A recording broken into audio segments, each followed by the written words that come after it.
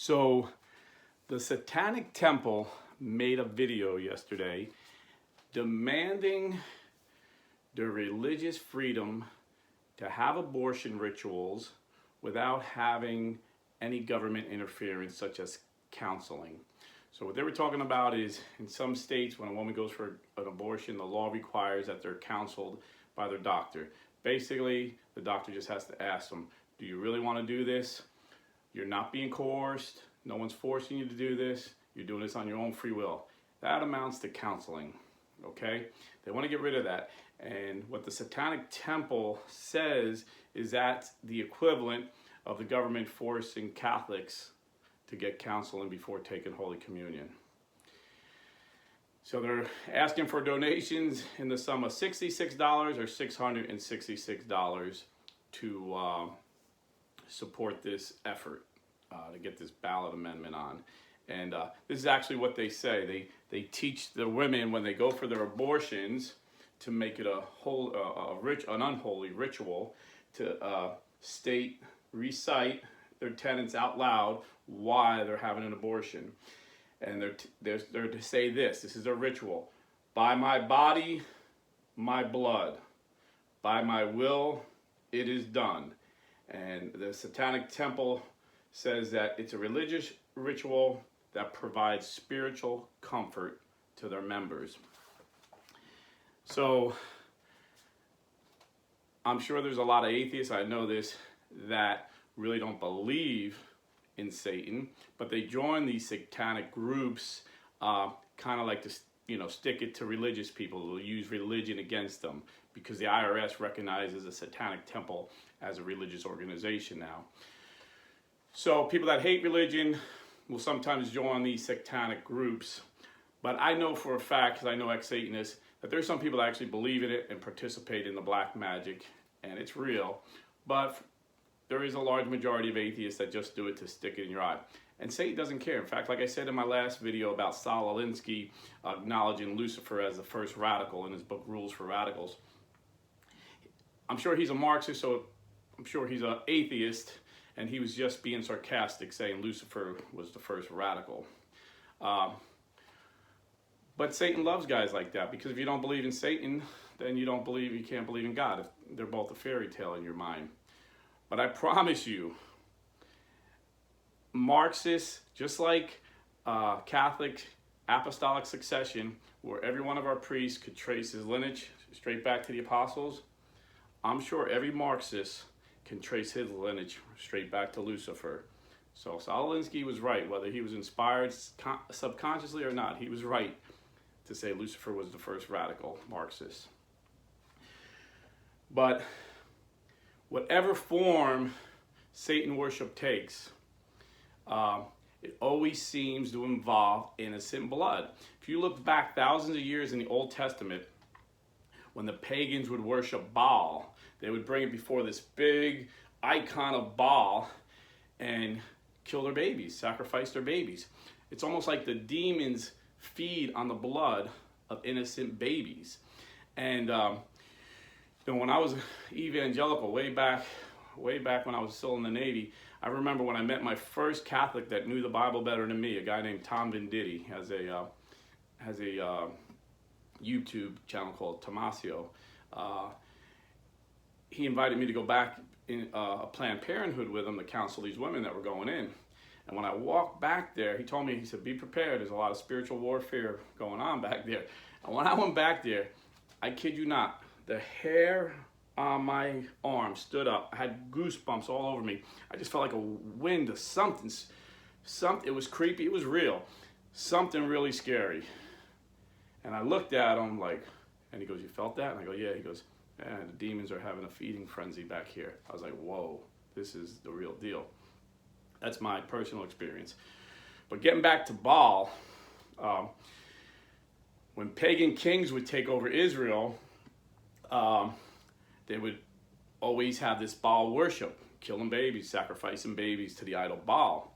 And an interesting story, Messianic Jew pastor Jonathan Kahn, who had the privilege of going to his church years ago when I lived in New Jersey, he points out that there's a story when Jezebel wanted to be queen. Now, if you're not familiar with Jezebel, her husband was King Ahab.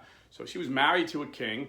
And then after her husband was killed, she basically went to work kind of like the Secretary of State for the next king. It was a young, very young, inexperienced king, so she assisted him.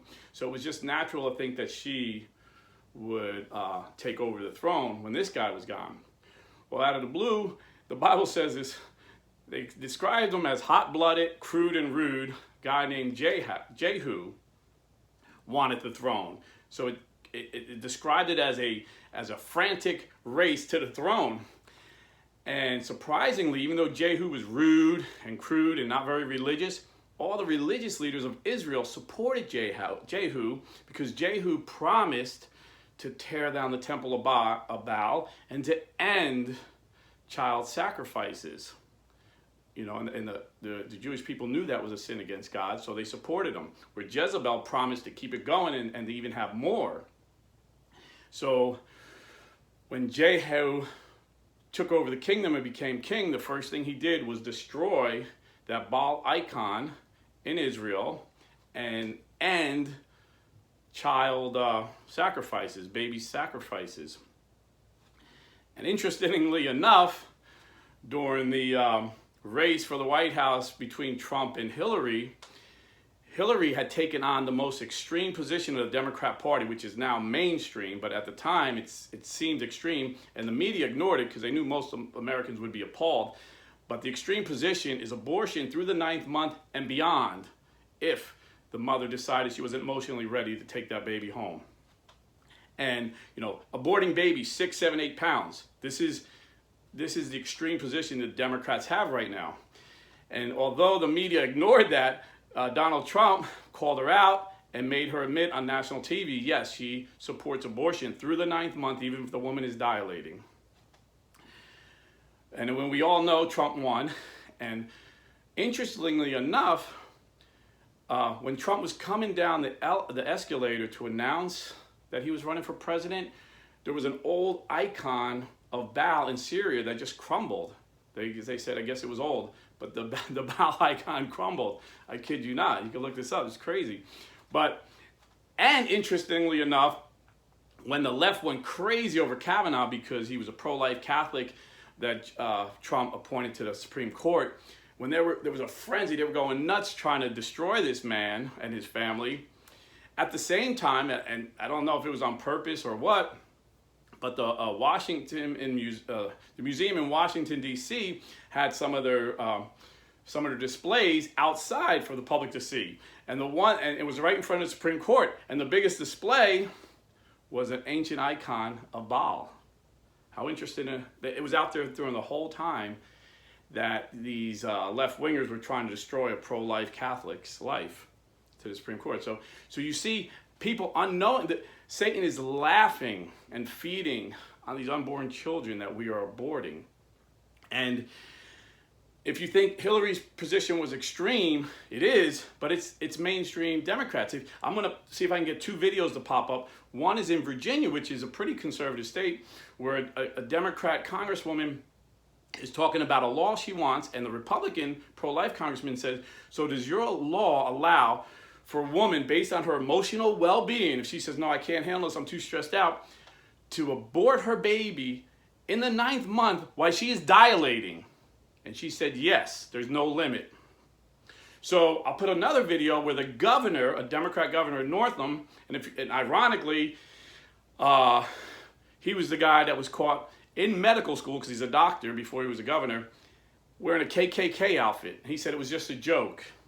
But imagine if that was a Republican governor. He wouldn't be governor anymore. That was like 3 years ago, and he's still governor because he's so pro-abortion. And if you watch that video, you'll see how pro-abortion he is. He said on a radio interview, do you agree with that position? And she said yes. And he said this is how it would play out. If the woman decided while she was dilating she wasn't emotional fit to handle the baby, they would let the baby be born and make it comfortable. And then the mother would have a discussion with the doctor and decide if they wanted to let that baby live or not. I'm not making this up. I'm going to put the videos up. This is the extreme position of the Democrat Party today. And even if you say, well, I'm for first trimester abortions, all you got to do is look at a 4D or 3D ultrasound and see that it's a baby. So there is no way that anyone can deny this isn't murdering a human being. And if you go back all the way to 1959, there was a geneticist called Jerome Lejeune, a French geneticist. He discovered in 1959 the gene, the extra gene that caused Down syndrome. He's considered one of the greatest scientists that ever lived. In fact, he was the favorite to win the Nobel Prize until he said this. He said, based on the science alone, we now know that life begins at conception. Life begins at conception. Even though he was a Catholic, a lot of great scientists happen to be Catholic, he was giving you the science. And he wrote a letter to his wife. He said, today I just gave up my chances of winning my Nobel Prize, because he knew that science had already been politicized. The left politicizes everything. They politicize sports, they politicize science. Everything that the left touches, they freaking poison. But anyway, so we know life begins at conception. And if you're a Catholic, it is a mortal sin to have an abortion. There's forgiveness if you've done it, but you can't support it. And just like we can't support people that allow murder, we can't support people that allow abortion. This is why Joe Biden was denied communion in a Catholic church. Because although he says he's a Catholic, he has taken that extreme position of abortion through the 9th month of pregnancy. So he can say he's a Catholic all he wants. But like I like to say, going to church doesn't make you a Christian any more than going to McDonald's makes you a hamburger. So if you're a Catholic Christian, be careful who you support.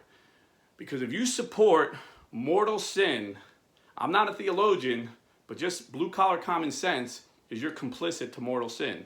So I would really think twice. You know, you may not like Trump's personality. He may be rude and crude, but he's the most pro-life president we've ever had versus the most extreme pro-abortion president. You better make your choice clearly. And that's all I got to say about that. And God bless and stay Catholic.